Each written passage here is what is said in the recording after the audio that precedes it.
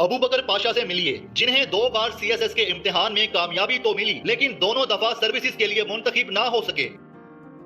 इनकी सिलेक्शन क्यों ना हो सकी और CSS पास करने के लिए कौन सी गलतियों से गुरेज करना चाहिए, बता रहे हैं अबू बकर पाशा। उर्दू पॉइंट की वीडियोस देखने के लिए हमारा चैनल सब्सक्राइब कीजिए और बेल के आइकन पर क्लिक कीजिए ताकि आप हमारी तमाम आने वाली वीडियो से बाखबर रह सकें। अस्सलाम वालेकुम, उर्दू पॉइंट में खुशामदीद। मैं हूं आपका मेज़बान उस्मान भट्ट। नाज़रीन, इस वक्त हमारे साथ अबू बकर पाशा साहब मौजूद हैं, जिन्होंने 2015 और 2021 में CSS का इम्तिहान पास किया। तमाम मेडिकल इंटरव्यू और जितने भी टेस्ट होते हैं सब कुछ पास कर लिए, लेकिन इनको एलोकेशन ना किया जा सका, ना इनको सर्विसेज के लिए अपॉइंट किया जा सका। 2015 की बात करें तो CSS में सिर्फ 3% अफराद ने CSS का इम्तिहान पास किया, जबकि 2021 में ये कैंडिडेट की तादाद 2% हो चुकी थी। तो इनसे जानते हैं कि इम्तिहान भी पास कर लिया, इंटरव्यू भी पास कर लिया, मेडिकल भी पास कर लिया, साइकोलॉजिकल टेस्ट भी पास कर लिया, एलोकेशन क्यों ना हो सकी, ये इनसे जानते हैं। सर, सबसे पहले ये बताइएगा कि 2015 में जब आपने CSS का इम्तिहान पास किया, उसकी तैयारी में आपने क्या क्या किया था और कितनी देर में तैयारी की आपने? फिर जब ये आपने CSS का इम्तिहान पास भी कर लिया तो एलोकेशन क्यों ना हो सकी? अच्छा जी, उस्मान साहब, 2015 में जब मैंने पहली दफ़ा इम्तिहान दिया तो मैं डॉक्टर फार्मेसी के फाइनल ईयर में था जी। मेडिकल स्टडीज़ के साथ साथ मैंने CSS की तैयारी स्टार्ट की। तकरीबन 6 महीने मुझे लगे, तो 10 से 12 घंटे और तकरीबन 6 माह के दौरानिए में मैंने तैयारी की और मैंने एग्ज़ाम क्लियर किया। ठीक है। एलोकेशन का मैं आपको थोड़ा सा बताता हूँ कि इसका प्रोसीजर क्या होता है एलोकेशन का। 17,000 बच्चे इस साल अपेयर हुए एग्ज़ाम के अंदर। 17,000 में से 365 बच्चों ने एग्ज़ाम क्लियर किया। ठीक है। अब उन 365 बच्चों का आगे कुछ मजीद टेस्ट होंगे, psychological test, psychological interview, medical और फाइनल इंटरव्यू। उनकी बेसिस के ऊपर उनकी मेरिट लिस्ट बनती है। ओके। 210 सीट के ऊपर जो टॉप 210 होंगे उनकी एलोकेशन हो जाएगी। इसमें थोड़ी सी और दिलचस्पी तब आती है जब वो 210 सीट्स डिफरेंट सूबों के कोटा के ऊपर डिवाइड हो जाती है। अच्छा। ऐसा हो सकता है, जैसे मेरे केस में 2015 में मेरा 293 मेरिट नंबर आया और अब 267 मेरिट नंबर आया। तो दोनों केसेस में तकरीबन 15 से 20 ऐसे बच्चे भी थे जो मेरिट में तो मेरे से नीचे थे, लेकिन क्योंकि उनका दूसरे सूबों का कोटा था तो उनकी एलोकेशन हो गई। पंजाब के कैंडिडेट्स के लिए टफ इसलिए है कि पंजाब के कैंडिडेट्स को टॉप 150 में आना पड़ता है उन 365 में, तो इसी वजह से मेरी एलोकेशन नहीं हो। ठीक है। 2015 में आपने CSS का इम्तिहान जो पास किया, तमाम सब कुछ क्लियर था, एलोकेशन हो सकी। उसके बाद आपने 6 साल बाद आप 2021 में पास किया, तो इतना गैप क्यों आया? मैं इसमें आपको एक चीज़ का आपके इल्म में इजाफा करूँगा कि मैंने 2015 के बाद 2016 में भी एक अटैम्प्ट दी थी। 2016 के अटैम्प्ट में मेरा रिटर्न स्कोर तीनों अटैम्प्ट्स में सबसे ज़्यादा था, लेकिन एक पेपर में बहुत स्लाइट मार्जिन की वजह से मैं कामयाब नहीं हो सका था। 15 से लेकर 16 तक, 15 और 16 में जब मैंने 2 अटैम्प्ट्स दे दी तो उसके बाद 5 साल का गैप इसलिए आया क्योंकि एक तो मैं आखिरी अटैम्प्ट थी तो भरपूर तैयारी के साथ जाना चाहता था। दूसरा, जब मैंने 2015 में पहली दफ़ा अटैम्प्ट दी तो मेरी एज उस टाइम पे 22 साल और 11 महीने थी। मुझे उस पैनल ने बड़ा अप्रिशिएट किया कि आप बड़ी यंग एज के अंदर CSS क्वालिफाई कर चुके हैं, लेकिन मुझे यही लगा कि शायद उस टाइम पे मैं उस सीट के लिए मेच्योर नहीं था। मेरा थ्योरेटिकल नॉलेज तो बहुत अच्छा था, प्रैक्टिकल नॉलेज नहीं था। 5 साल का गैप लिया जिसके अंदर मैंने मास्टर्स किया, मेरी शादी हुई और उसके बाद मैंने अपने कैरियर के ऊपर फोकस किया ताकि मैं थोड़ा सा प्रैक्टिकल नॉलेज लेके आऊँ जिससे मेरे आर्ग्यूमेंट्स रिटर्न पेपर में और इंटरव्यू में बेहतर हो सके। सही। तो इस वजह से 6 साल का उसके अंदर गैप आया। उस वक्त ज़्यादा दुख हुआ था जब आपको एलोकेट ना किया गया क्योंकि आपने इम्तिहान पास कर लिया, अब भी बिल्कुल वही सूरत हाल थी? 2015 में डेफिनेटली ज़्यादा दुख हुआ था क्योंकि उस टाइम पे कैरियर का पता नहीं था, इतना पढ़ा नहीं था कि हम थोड़े से मेच्योर होते।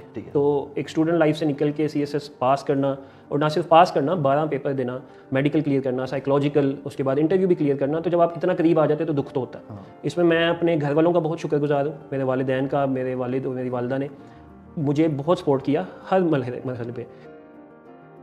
CSS के बारे में कहा जाता है कि CSS वो कैंडिडेट जो है जो स्टूडेंट अप्लाई कर सकता है जिसकी स्कूलिंग बहुत अच्छी हुई हो, कॉलेज बहुत अच्छा उसको मिला हो, उसकी टोटल ग्रूमिंग एक ऐसे माहौल में हो जहाँ पे सिर्फ पढ़े लिखे लोग हो, उसके इर्द गिर्द और कोई दूसरा बंदा ना हो। तो ऐसे ही होता है कि कोई भी CSS की तैयारी कर सकता है, कुछ 1-2 साल पहले शुरू किया जाए। CSS मेहनत का काम है और मेहनत इसमें डेफिनेटली है, और एक टफ एग्जाम है। टफ है तो 3 अटैम्प्ट्स दिए हैं FPSC ने। ऐसा नहीं है कि जो उनकी स्कूलिंग अच्छी नहीं है या कोई बैकवर्ड एरिया से है तो वो CSS नहीं कर सकता। हर साल आपको इतनी एग्जांपल मिलती हैं, लेकिन ऐसे एरियाज जहाँ पे सहूलतें नहीं हैं वहाँ से भी बहुत बच्चे आके एलोकेट होते हैं, लेकिन उनकी स्ट्रगल थोड़ी सी ज़्यादा होती है। एक ऐसा कैंडिडेट जिसकी स्कूलिंग अच्छी है, जिसका कॉलेज अच्छा है, जिसकी इंग्लिश बेहतर रही है थ्रू आउट हिज कैरियर, उसके पास होने के चांसेस ज़्यादा हो जाते हैं। सही है, माशाल्लाह। अच्छा, CSS की तैयारी में बता दें कि क्या क्या शामिल होता है। आपने पहले कितनी तैयारी की थी, उस तैयारी में क्या क्या था, कितनी किताबें पढ़ी, कितने न्यूज़पेपर पढ़े, कितनी न्यूज़ देखी, दुनिया पर कितनी नज़र रखी, और अब आप क्या कर रहे थे जब आपने ये अटैम्प्ट की थी? 2015 में जो फर्स्ट अटैम्प्ट थी मेरी, तो मैंने आपको बताया कि 6 महीने का टाइम पीरियड था, लेकिन इसमें मैं एक चीज़ का इजाफा करूँगा कि सिर्फ 6 महीने में CSS नहीं हुआ। जैसे अभी आपने कहा कि एक स्कूलिंग आपकी चलती आई, मैं गवर्नमेंट कॉलेज के मैगजीन में एडिटर था, लिखता था। ठीक है, इंग्लिश में मैं पंजाब यूनिवर्सिटी के मैगजीन में लिखता था, तो जो इंग्लिश थी वो मेरी कितने सालों से कवर्ड होती आ रही थी। तो मैं ये नहीं कहूँगा कि 6 महीने में पढ़ के हो गया, वो एक लंबा प्रोसेस है जो काफ़ी टाइम से स्टार्ट होते रहता है। इस दफ़ा 2021 में ऐसे एरियाज़ जो मेरे पहले वीक थे, इकोनॉमिक्स वीक थी, जियोग्राफी वीक थी, मैंने उनके ऊपर काफ़ी टाइम लगाया, लेकिन क्योंकि साथ जॉब थी तो इस दफ़ा काफ़ी मुश्किल थी प्रिपरेशन। अगर आप CSS का इम्तिहान 2015 में पास हो गए थे लेकिन एलोकेट हो जाते, तो उस टाइम आप कौन सी जॉब को चूज़ करते? पुलिस में जाते या असिस्टेंट कमिश्नर या एडमिनिस्ट्रेशन की कोई जॉब करते? और अब आपने क्या प्लान किया हुआ था? तब भी मेरे 2 ग्रुप ऑफ चॉइसेस थे। DMG जो असिस्टेंट कमिश्नर है वो टॉप पे, और foreign services of Pakistan second पे। अब भी वही थे।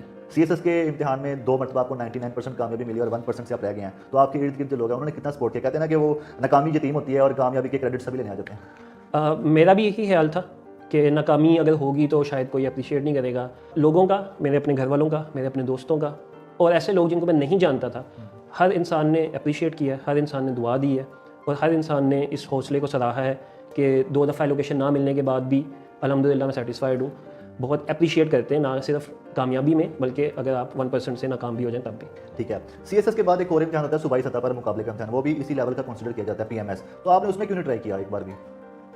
CSS अव्वल गोल था मेरा। उसके बाद जैसे अब मैंने आपको बताया कि मैं एक जॉब कर रहा हूँ, तो मेरा अब यही पर्सनल ख्याल है कि मैं प्राइवेट सेक्टर के अंदर ही ग्रूम करूँगा, क्योंकि मैंने 6 साल लगा लिए हैं और अब मैं एक ऐसी स्टेज पे आ गया हूँ जहाँ से मैं यहाँ से भी एक्सेल कर सकता हूँ अपनी फील्ड के अंदर। लेकिन अगर कभी जहन बना तो मैं फिर PMS भी अप्लाई करूँगा। ठीक है। अच्छा, ये बताइएगा कि आप इस वक्त कौन सी जॉब कर रहे हैं, कहाँ पे जॉब कर रहे हैं, और उसके अलावा आपकी क्या क्या एक्टिविटीज़ हैं, क्या क्या शौक हैं आपके?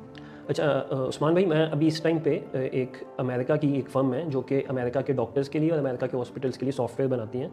मैं उस कंपनी में एज अ प्रोडक्ट ऑनर, आसान अल्फाज में प्रोजेक्ट मैनेजर के तौर पे काम कर रहा हूँ। 6 साल से मैं उसी कंपनी में हूँ और अल्लाह का शुक्र, अल्लाह ने मुझे उधर भी बड़ी कामयाबी से नवाजा है। घर आने के बाद राइटिंग मेरा शौक है और क्रिकेट हम सबको बहुत पसंद होता है। मेरा पेज है फेसबुक पे द थर्ड अंपायर के नाम से, 40-50 हज़ार फॉलोअर्स होंगे उस पर।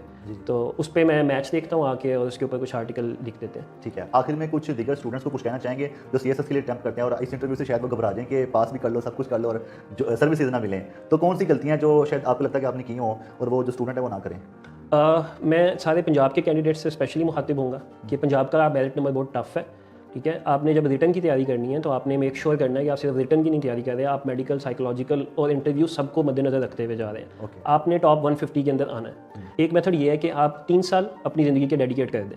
उस 3 साल में आप 3 दफ़ा CSS की अटैम्प्ट दे सकते हैं, 3 दफ़ा PMS की अटैम्प्ट दे सकते हैं, और ऐसे डिफरेंट काफ़ी पेपर्स हैं FPSC के और PPSC के 1 पेपर जो आप दे सकते हैं। दूसरा मेथड उसका ये है कि मेरे वाला मेथड है कि जिसमें आप CSS को एक एग्ज़ाम की तरह ट्रीट करते हैं, लेकिन साथ आप अपने कैरियर को परसू करते हैं। इसके अंदर फ़ायदा ये होता है कि आप कभी प्रेशर में नहीं आते, और इवन अगर आप नॉन एलोकेटेड भी जा रहे हो तो आपके पास एक वेल एस्टैब्लिश कैरियर होता है जिसको आप परसू कर सकते हो। ठीक है। एक काम रूटीन लाइफ में कोई भी देख रहा है तो वो अपनी रूटीन लाइफ में कितने घंटे निकाले स्टडी के लिए, और स्टडी में क्या क्या रखे कि पहले एक सब्जेक्ट को कंप्लीट करेंगे या तमाम सब्जेक्ट को डेली थोड़ा थोड़ा पढ़ता रहे?